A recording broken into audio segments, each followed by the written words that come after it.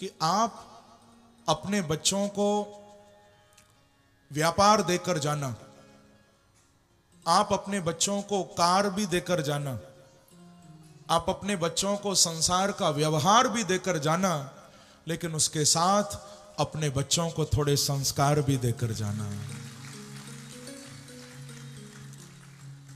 केवल कार, व्यापार, व्यवहार नहीं, संस्कार। क्योंकि यदि संस्कार नहीं दिए, कार दे दी, व्यापार दे दिया, तो वो सब एक दिन बेकार हो जाएगा। लेकिन यदि संस्कार दे दिए तो भले ही कुछ भी मत देना, बच्चा अपनी मेहनत से सब कमा लेगा। संस्कार नहीं दिए तो चाहे जितना दे जाओ वो बर्बाद ही करेगा। जैसे सुबह सुबह कोई बच्चा कॉलेज जा रहा था, अपने पिता को बोला कि पिताजी जरा गाड़ी की चाबी देना। बोले किस लिए? अरे कॉलेज जाना है। बोले गाड़ी में क्यों?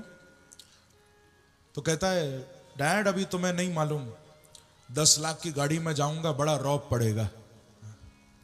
बाप को कहता है अभी तुम्हें नहीं मालूम, 10 लाख की गाड़ी में जाऊंगा बड़ा रौब पड़ेगा। बाप ने 20 की नोट दी और कहा कि 20 लाख की बस में जा, ज्यादा रौब पड़ेगा। बोलो वृंदावन बिहारी लाल की। संस्कार देने जरूरी है, ध्यान रखना।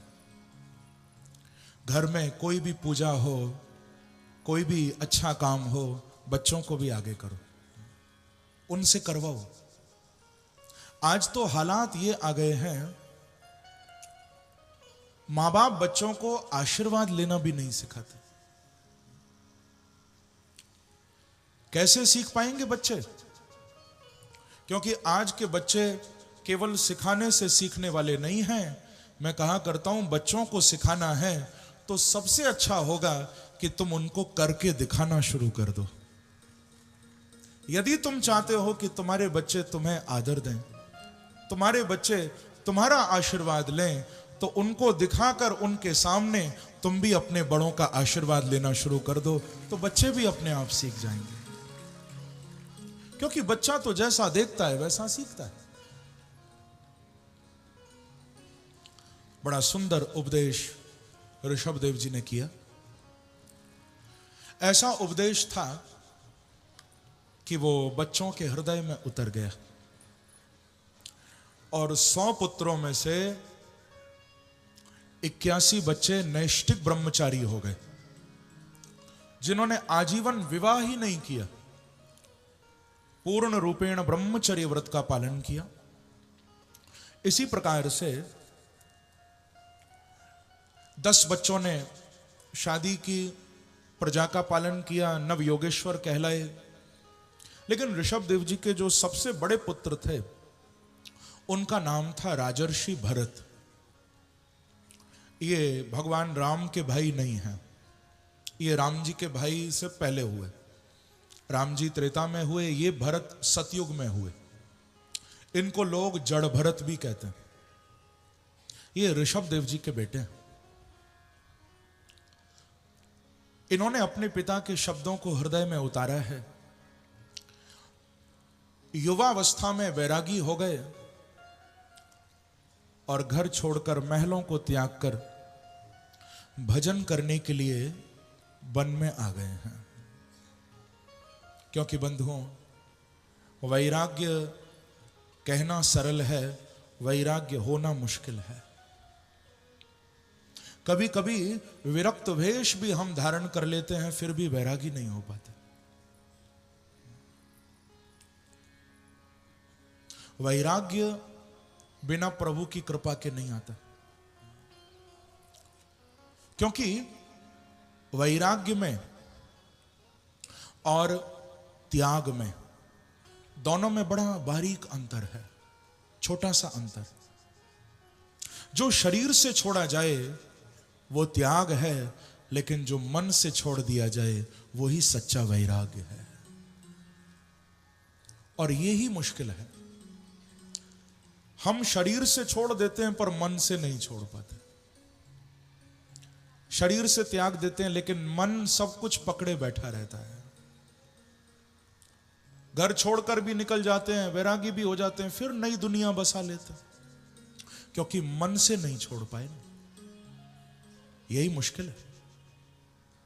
मैंने सुना एक कोई महात्मा, उसके पास कोई सज्जन आए, महात्मा जी के चरणों में कुछ भेंट चढ़ाई होगी, कुछ पैसे चढ़ाए। कहा महाराज आप सेवा में लगा देना, ये थोड़ी सी राशि हमारी ओर से। देने लगे। महात्मा नाराज हो गए, डांटते हुए उस व्यक्ति को बोले कि तेरी हिम्मत कैसे हुई पैसे देने की? तुझे मालूम नहीं है हमने जीवन में कभी पैसे को हाथ भी नहीं लगाया, दूर रख हमसे। तेरी कैसे हिम्मत हो गई पैसा लाने की? नाराज हो गए। वो बेचारा घबरा गया कि गलती हो गई। अच्छा महाराज आप नाराज मत होइए, मैं वापस ले जाता हूं।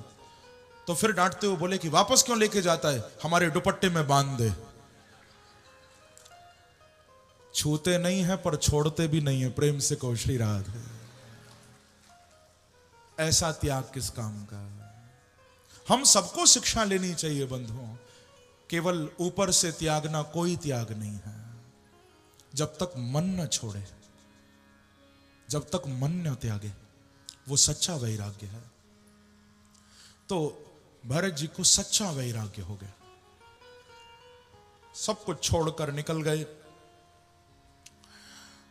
लेकिन मन तो मन है ना, कभी भी भाग जाता है। ये पुलस्त ऋषि के आश्रम के निकट कुटिया बना के भजन करते थे भरत जी, गंडकी नदी के किनारे। एक बार भरत जी उस नदी में स्नान कर रहे थे। ये वही गंडकी नदी है जिस नदी से सालिग्राम जी मिलते हैं। ये नेपाल में बहती है, नेपाल से बहती हुई भारत में आती है गंडकी नदी। स्नान कर रहे थे। स्नान करते करते भरत जी ने देखा एक गर्भवती हिरणी उस नदी के किनारे स्नान करने आई है, जल पीने आई है। जब वो जल पी रही थी, उसने पीछे से शेर की आवाज सुनी। शेर उसको खाने के लिए आ रहा है। वो दूसरी ओर थी, भरत जी नदी की दूसरी ओर थे। जब उस हिरणी ने सिंह का वो गर्जन सुना, आवाज सुनी, उसने घबराकर पानी में छलांग लगा दी। अब वो गर्भवती थी, जब वो पानी में कूदी तो पेट में जो बच्चा था वो निकलकर पानी में बहने लगा। उसका प्रसव हुआ, जन्म हुआ, वो पानी में बहने लगा। भरत जी महाराज सब देख रहे थे। अब उस हिरणी ने तो दूसरी ओर आकर अपने प्राण त्याग दिए। वो बच्चा बहता हुआ पानी में जा रहा था। भरत जी ने मन में सोचा कि मां तो मर गई है, कहीं बच्चा भी न मर जाए, क्यों ना मैं इसको बचा लूं।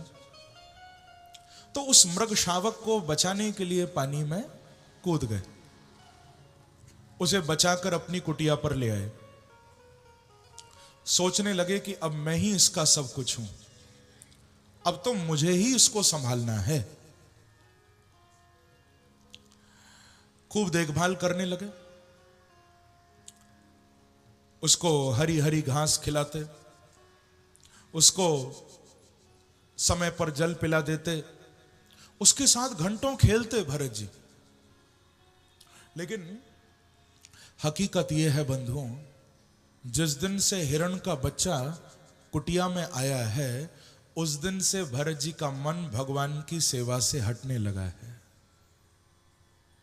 देखो वही बात आ गई ना, मन एक है, या तो संसार में लगा लो या प्रभु के चरणों में लगा लो।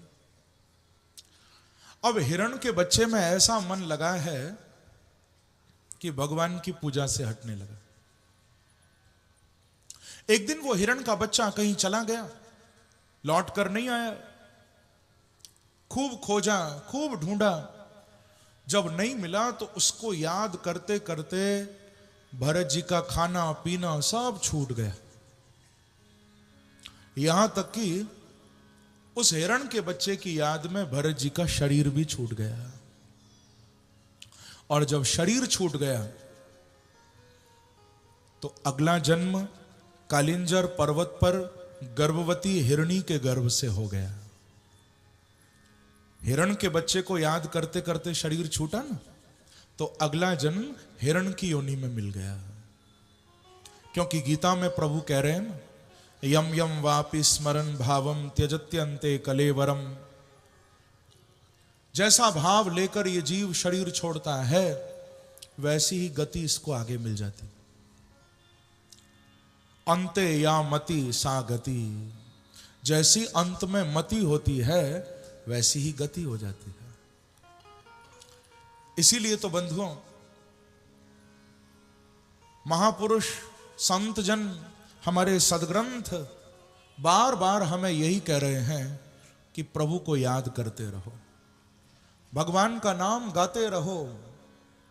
लेकिन हम इस भूल में पड़े हुए हैं कि अंतिम समय जब आएगा तब राम राम गाएंगे। पर बंधुओं, अंतिम समय का कोई भरोसा नहीं, कब आ जाए, कहां आ जाए। न जाने कौन सी श्वास तुम्हारी आखिरी श्वास हो जाए।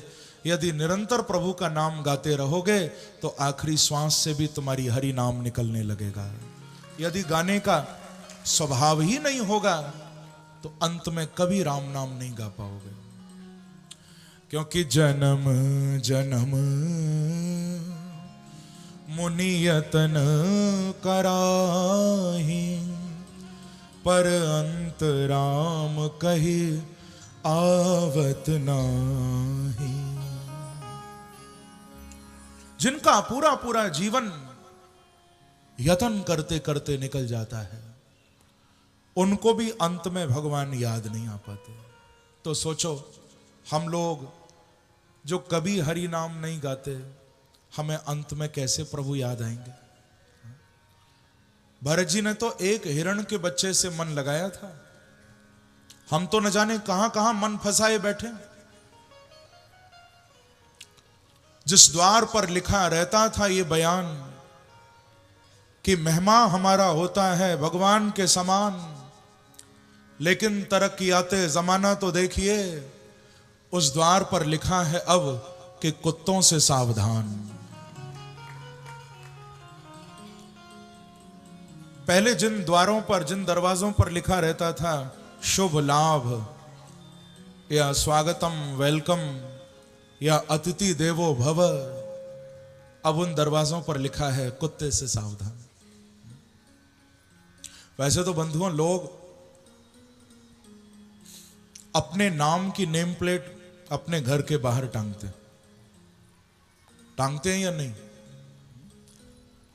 अब आप सोचो, यदि बाहर घर के बोर्ड लगाए छोटा सा कुत्ते से सावधान, तो मुझे कभी कभी पढ़ के बड़ा आश्चर्य होता है कि अंदर रहता कौन है। घर के बाहर लिख रखा है कुत्ते से सावधान, बड़ा आश्चर्य होता है। बंधुओं, आज लोग घरों में कुत्ते बिल्लियां बहुत पाल रहे हैं, पालने में कोई बुराई भी नहीं है, लेकिन इतना नहीं भूलना कि यदि उसमें मन लगा दिया तो आगे कुत्ता बिल्ली बनना पड़ेगा, इतना याद रखना। इसीलिए मैं कहूंगा, कुत्ते बिल्ली पालने हो तो भले ही पालो, पर यदि गोपाल के देश में जन्म लेकर आए हो तो जीते जी गौ की सेवा जरूर करना। यदि गाय की सेवा की तो गोपाल पार लगाने आ जाएंगे। गौ की सेवा जरूर करना जीवन में। यदि खुद कर सको तो बहुत अच्छी बात है, यदि घर में नहीं कर सकते तो जहां होती हो वहां जाके थोड़ा कर दो, वहां थोड़ा सहयोग दो, पर जरूर करना। भरत जी ने हिरण से मन लगाया, हिरण की योनि में चले गए, बाद में जैसे तैसे वो पशु शरीर छोड़ा। भगवान की कृपा फिर हो गई। अब की बार एक अंगिरस गोत्री ब्राह्मण के यहां जन्म हो गया, ब्राह्मण शरीर मिल गया। अब की बार अपने उस मानव शरीर को बर्बाद नहीं किया। भागवत में बड़े सुंदर सुंदर उपदेश भरत जी ने किए। एक शबीर देश का राजा था जिसका नाम था रहुगण। राजा रहुगण को भागवत में दिव्य उपदेश भरत जी ने किया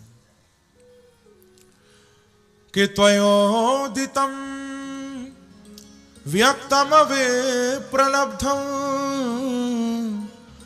भरतु समे स्यात् यद वीर भारः गन्तुं यदि स्यात् आदिगम्य मध्वा पिबेति राशौ न वेदां प्रवाद। राजा रोहगण के साथ सुंदर सत्संग भरत जी का हुआ, जिसको आत्म स्वरूप का ज्ञान कराया इन्होंने। इसी प्रकार से सुखदेव जी महाराज भूगोल खगोल का वर्णन करते हैं। नीचे के लोकों के संबंध में बताया, अतल वितल सुतल तलातल महातल रसातल और पाताल का वर्णन किया। भू भुव स्वः मह जनः तपः सत्य, ऊपर के इन लोकों का वर्णन किया। पृथ्वी के 7 द्वीप और 7 सागरों का वर्णन किया। जितने तारागण हैं ग्रह नक्षत्र हैं उनकी दूरियों के संबंध में बताया। और परीक्षित के पूछने पर 28 प्रकार के नरकों का भी वर्णन किया। तामिश्र अंध तामिश्र रौरव महारौरव कुंभीपाक असिपत्र वन वैतरणी शूकर मुख पुन्ना, इन सब नरकों का वर्णन किया। बंधुओं, जब नरकों की कथा परीक्षित ने सुनी, परीक्षित घबरा गए, क्योंकि सुखदेव जी ने बताया कि जैसा इंसान पाप कर्म करता है वैसे ही नरक में उसको जाना पड़ता है। और इतना कष्ट है, इतना कष्ट है, परीक्षित घबरा गया सुनकर। वैसे बंधु आप कहो तो मैं आपको भी नरकों की कथा विस्तार में सुना सकता हूं, लेकिन आपको वहां जाना तो नहीं है। किसी को जाना है नरक में? तो जाना नहीं तो फिर सुनो ही क्यों? अरे आप तो बिहारी जी के चरणों में बैठे हो, आप तो गोलोक जाने वाले हो, वैकुंठ जाने वाले हो, आपको नरकों से क्या मतलब? क्योंकि जो भागवत कथा में आ गया बंधुओं, वो नरकों का अधिकारी नहीं है। भागवत के महात्म्य में ये बात लिखी है कि स्वपुरुषमपि वीक्ष पाशहस्तं वदति यमः किल तस्य कर्णमूले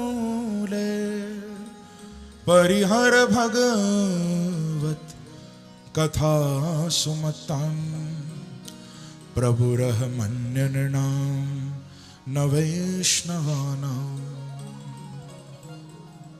भागवत के महात्म्य में यह बात लिखी है कि जब यमराज के यमलोक से जब यमदूत निकलते हैं किसी को लेने के लिए, और यमराज जब अपने दूतों को जाता हुआ देखते हैं तो उनको आवाज लगाकर बुलाते हैं कि भैया थोड़ा इधर आओ, और उनके कान में एक बात कहते हैं, वदति यमः किल तस्य कर्णमूले। कान में एक बात यमराज कहते हैं। क्या कहते हैं? पहले तो पूछते हैं कहां जा रहे हो? यमदूत बताते हैं कि महाराज फलाने गांव के या फलाने शहर के फलानी गली में रहने वाले उस फलाने व्यक्ति को हम लेने जा रहे। अच्छा,